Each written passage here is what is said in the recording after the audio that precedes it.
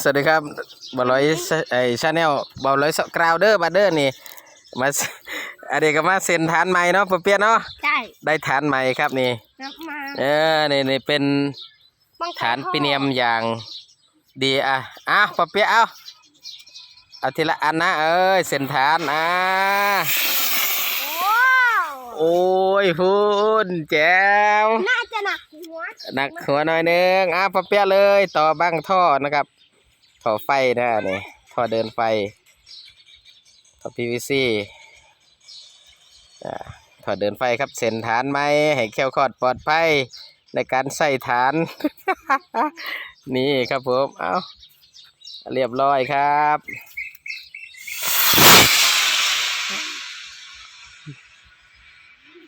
มีวงด้วยแก้ว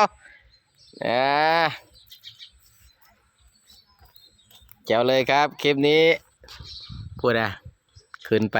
ซื้อจริงดิ่งเลยครับผมโอ้แก้วคลางบางปูน